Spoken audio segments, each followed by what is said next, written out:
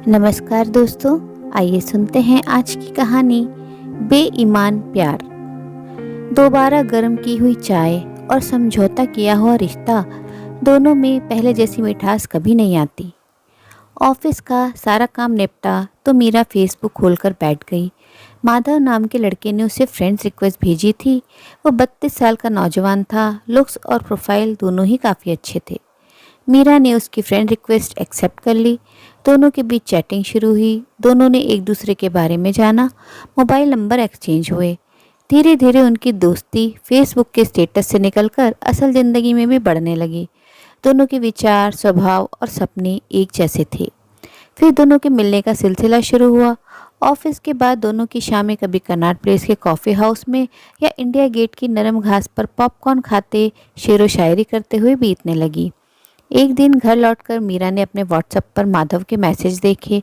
मीरा समझ रही थी कि माधव के इस मैसेज का मतलब क्या है, लेकिन वो शायद अभी इतना आगे बढ़ने के लिए तैयार नहीं थी। उस दिन के बाद उसने माधव से डिस्टेंस मेंटेन करना शुरू कर दिया। ना उसके किसी भी मैसेज का जवाब देती, ना ही उससे मिलने की कोशिश ही करती। माधव के लिए मीरा का व्यवहार हैरान करने वाला था। मीरा से मिलने की तड़प ने उसे एहसास कराया कि अपनेपन का यह रिश्ता अब प्यार में बदल चुका है। वो सोच सोच कर परेशान था कि ऐसा क्या हो गया कि मीरा ने उससे अचानक किनारा कर लिया। मीरा का फ़ोन मिलाता तो उसे वो भी स्विच ऑफ मिलता। एक दिन अचानक दरवाजे पर घंटी बजी। दरवाज़ा मीरा ने ही खोला। माधव अपनी शानदार पर्सनालिटी के साथ उसके सामने खड़ा था। उस पर आईपीएस का बैज लगी खाकी पुलिस वर्दी पहने हुए माधव को देखकर मीरा हैरान रह गई। माधव से उसकी दोस्ती जरूर थी, लेकिन दोस्ती निभाते हुए वो उसके घर तक पहुंच जाएगा, इस बात की उम्मीद उसने नहीं की थी। मीरा के माता पिता ने माधव का खुले दिल से स्वागत किया।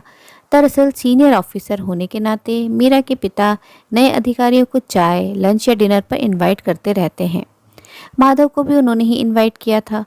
कुछ ही देर तक माधव संकोच में घिरा रहा।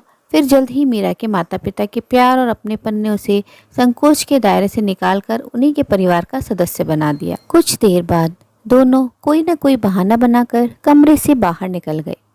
अब कमरे में माधव और मीरा ही थे। तुमने अचानक मुझसे मिलना जुलना बंद क्यों कर दिया? तुमने तो मेरा फ़ोन नंबर तक ब्लॉक कर दिया है। मीरा चुप रही। आज की तेज़ रफ्तार ज़िंदगी में इंसान जब एक दूसरे को पीछे धकेलते हुए आगे बढ़ने की होड़ में सेंटिमेंट्स खोता चला जा रहा है, वहीं सच्ची मोहब्बत, प्यार और प्यार में पागलपन की बातें भी बेमानी लगती हैं। कोई कितना भी सोचे, यदि उसे किसी से सच्चा प्रेम हो गया तो उसके लिए दुनिया की हर चीज़ बेमानी हो जाती है।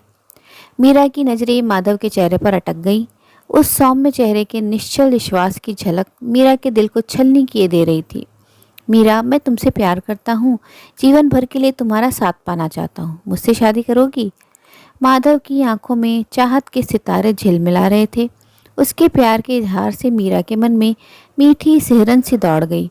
इससे पहले कि वो उस मीठी सिहरन में खो जाती, अतीत की कड़वी यादों ने उसे सजग कर दिया।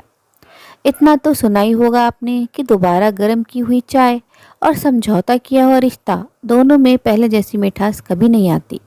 क्या कहना चाहती हो मीरा? जो रिश्ता आगे बढ़ ही नहीं सकता, उसे खाद पानी देने का क्या फ़ायदा? ऐसी क्या विवशता है? जहाँ तक मैं समझती हूँ, शादी की बुनियाद प्रेम पर टिकी होती है। यदि पति पत्नी के बीच आपस में प्रेम ही ना हो तो उस शादी की बुनियाद मजबूत कैसे हो सकती है? लेकिन तुमने ऐसा कैसे मान लिया?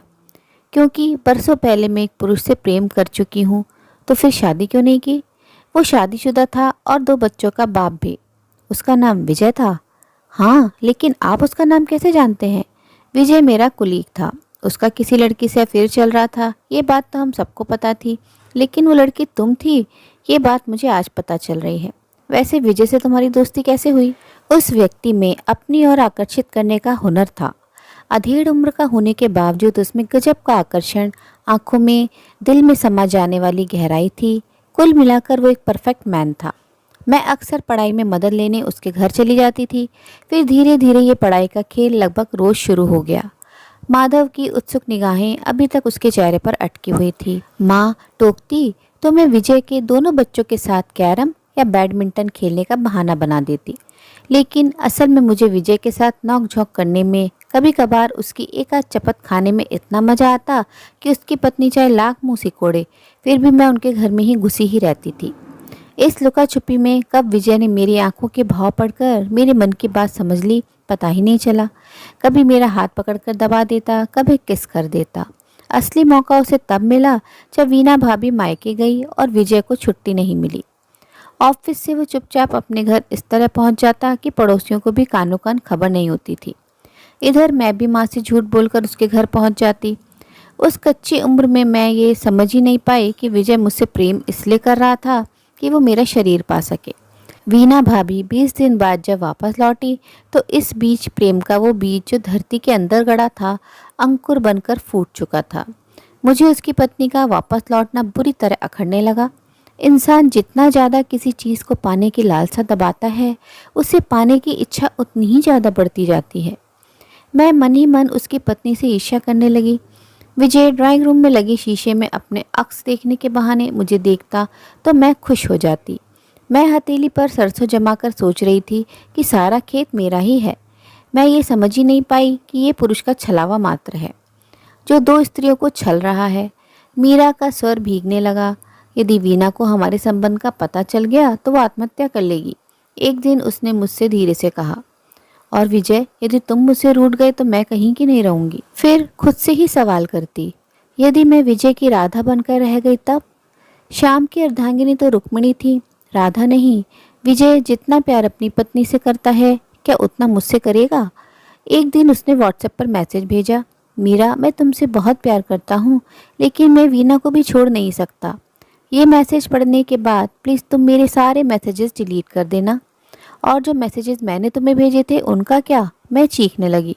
देखो, अगर तुमने मेरे मैसेजेस डिलीट नहीं किए और वीना को हमारे अफेयर की बात बताई तो मैं सोशल मीडिया पर तुम्हारे सारे मैसेज डालकर तुम्हें बदनाम कर दूंगा।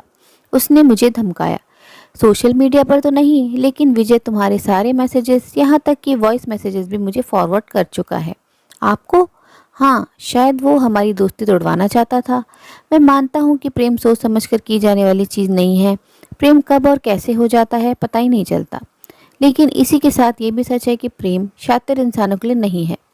शादीशुदा इंसान से दिल लगाने से पहले काश तुमने इतना तो सोचा होता कि विवाहित पुरुष एक साथ दो स्त्रियों के साथ छल भले कर ले, लेकिन अपनी पत्नी और बच्चों को कभी नहीं छोड़ सकता। आप सही कह रहे हैं, जिस दिल में दर्द ना हो वहाँ प्यार का एहसास कैसे हो सकता है? धोखा खाए इंसान को टूटने के लिए नहीं, बल्कि खुद को समेटने के लिए हिम्मत जुटानी पड़ती है। ढूंढने पर वो मिल ही जाते हैं जो तुम्हें दिल और जान से प्यार करते हैं। मेरा अतीत जानने के बाद भी आप मुझे अपनाना चाहते हैं। सुबह का भूला यदि शाम को घर लौट आए तो उसे भूला नहीं कहते। प्यार जिंदगी का सबसे हसीन जज्बा है। बोलने में जितना मीठा है, उसका एहसास उतना ही खूबसूरत और प्यारा है। माधव ने बाहें पसार कर मीरा के माथे को चूम लिया तो वो उसकी बाहों में सिमट गई। उम्मीद है दोस्तों, सच को आईना दिखाती ये कहानी आपको पसंद आई होगी। कहानी अच्छी लगी हो तो अपनी राय कमेंट बॉक्स में ज़रूर साझा करें और अपने मित्रों और प्रियजनों के साथ भी शेयर ज़रूर करें। दोस्तों, आपसे अनुरोध है, अगर आप चैनल पर नए हैं तो ऐसी ही नई नई जीवन से जुड़ी कहानियाँ सुनते रहने के लिए चैनल को सब्सक्राइब जरूर करें। कहानी अंत तक सुनने के लिए आप सभी का दिल से बहुत बहुत शुक्रिया। तो फिर मिलते हैं अगली कहानी में। तब तक के लिए आप लोग अपना ध्यान रखिए, खुश रहिए, ऐसे ही कहानियाँ सुनते रहिए।